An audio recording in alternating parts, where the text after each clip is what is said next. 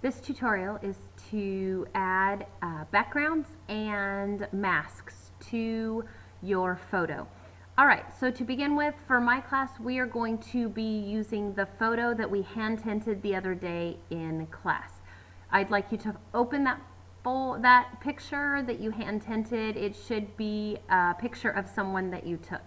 Next, we are going to figure out how to put backgrounds and do different things with it. The first thing I'm going to show you is how to change the size of a photo. You're going to go up to Image. We want to resize the picture. So we're going to resize, Image Size. And the pop-up window will come up and we're going to change the size of this photo. If you have a vertical photo, then your width needs to be 5, your height needs to be 7, and your resolution needs to be 300. If you find that these numbers aren't changing for you, make sure that Resample Image is the only checkbox that is marked. These others need to be unchecked. So 5 by 7. If you have a horizontal photo, then your width is going to be 7, your height is going to be 5, and your resolution will be 300. Then pick OK. Your photo will probably be smaller. Go ahead and scroll up to get the photo the way you want to see it. Next, we are going to add a background.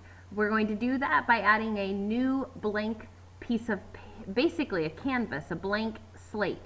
So we're going to go to New Blank File, and we're going to make this slightly bigger than our photo. So I'm going to do a width of 6. Since my picture is 5, the width of my blank picture will be 6, and my height will be 8, and my resolution again 300, and then I'm going to click OK.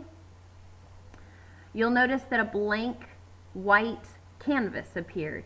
We're going to put our picture on that. So 2 clicks, double click your photo, and then make sure you have your Move tool selected and move that photo down onto your blank file. I did that by clicking on the picture and dragging it down. Notice it will put it on my blank piece of picture, and you'll notice over here that I now have a background with a layer on top of that. My photo is on top of that blank canvas. Alright, next we are going to work with changing the shape of this photo by making a mask. We do that by clicking over here. This is the Custom Shape tool. If you don't have Custom Shape tool, you probably have something else. Right click and choose Custom Shape tool. Up at the top you'll have the word shape. You're going to click the black arrow, then the double arrows. We want to make sure that you have a large thumbnail. Double click that again, and then go to crop shapes, and then it will give you different shapes that we can crop that photo. All different ones, different styles, different way they look. It's up to you what you would like to do. I'd like you to keep it a rectangle for now. I'm going to pick this one, crop shape 26. Then it doesn't matter what color you have. I'm going to draw that shape over the top of my photo. And you'll see that it comes on top of your photo, and I need it to be smaller than my photo. I don't want any part of it off the edge of my photo. I need to make sure I see the photo. So use these handles to pull back if you need to. Make sure you don't go too far. Make sure every part of that is on your photo. You don't want any part, see if I pay it, you don't want any part off your photo, so you got to bring that back. Once you have it the way you want it, click the green check mark for OK. Now, my shape is on top of my picture. I need to move that. Click on the shape and bring that down under layer 1. So now it's behind my photo. It's still there, but it's behind my photo. Now this is how we make that into a mask. You're going to click on the photo and then use your Control G button. When you push Control G, it actually pushes that photo over and puts it inside this shape. And what you'll notice is the photo is actually inside the shape. So you kind of want to rearrange that again, get that in the way you want. Make sure there's no black No edges showing. Make sure that the photo fulfills that whole shape. Next, now that I have that photo in the shape, I want to lock them together. Now, I did this shape one. We could, if we wanted, try a different shape. So let me undo this, and I could then get a different shape. Any shape will do. So that was that one. I could use this one. Also works kind of cool. Draw that on top of your picture. Again, use those handles to kind of make the shape fit inside your picture. Make sure no part of that shape is out of the photo. Then push OK. Again, click on the shape, hold Control, bring the shape underneath the picture, click on the layer 1, the picture, and then Control G will put that into that shape. Okay, I want to put that shape, I want to put them together and have that so they're merged together. You're going to do that by getting rid of the background just for a moment. So this eyeball, this is a visible. It allows things to be visible or not visible. So I'm going to make it so that that eyeball is not there and my background's not visible. And then I'm going to right click on layer 1 and merge the visible. And you'll notice that now my photo is that shape. It's not inside it anymore. It is that shape. I'm going to go ahead and make my background visible again. Now this is where we can start playing with the background. So I'm going to click on background and click on my paint bucket tool and then choose a color.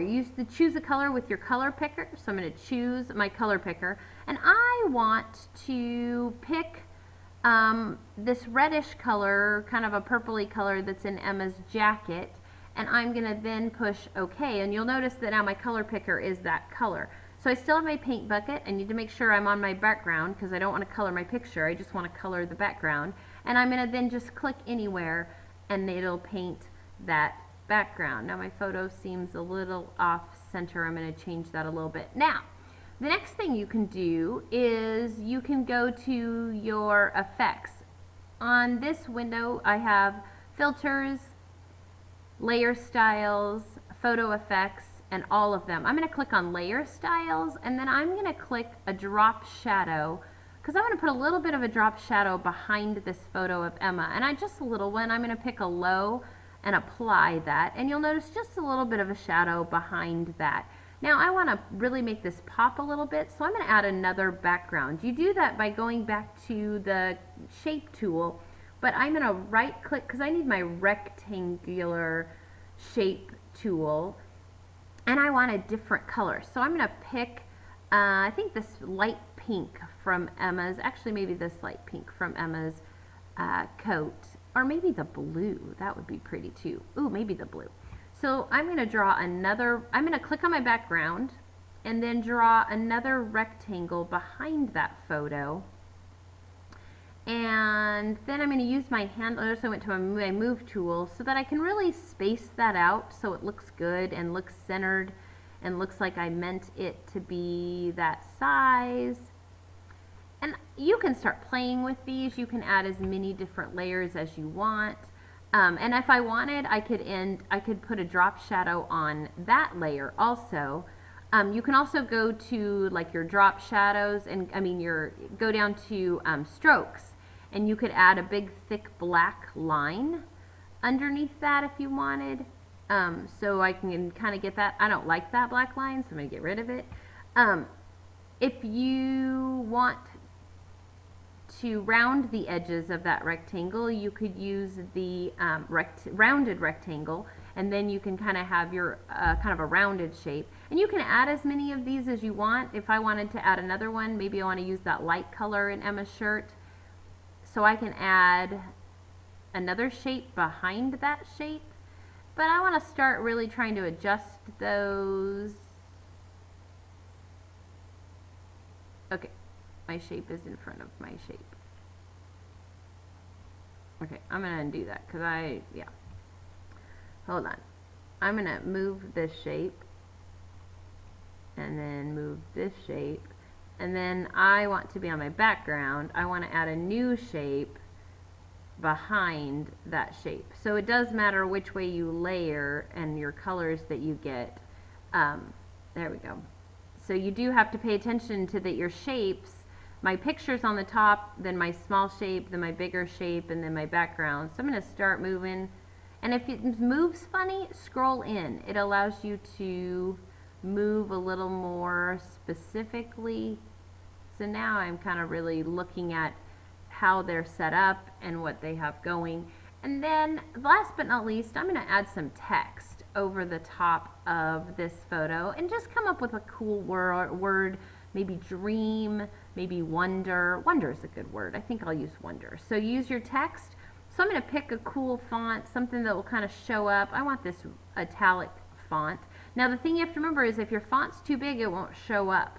So I'm going to go with like a 48 point, and I'm going to use black to begin with. I also, look, if I clicked here, it would be underneath everything. I'm going to go back up to my picture so that my words show up right on my photo.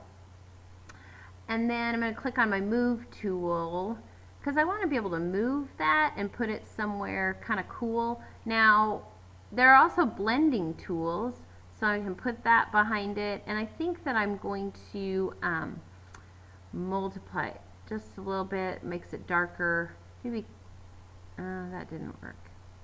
If I do soft light, it'll go away, but that might be cool if I soft light it maybe down here. Yeah, maybe not. So there's some different things you can do. You can start playing with that. You can use different shapes, you can use different backgrounds, but I think you get the idea and the directions of what to do. Awesome.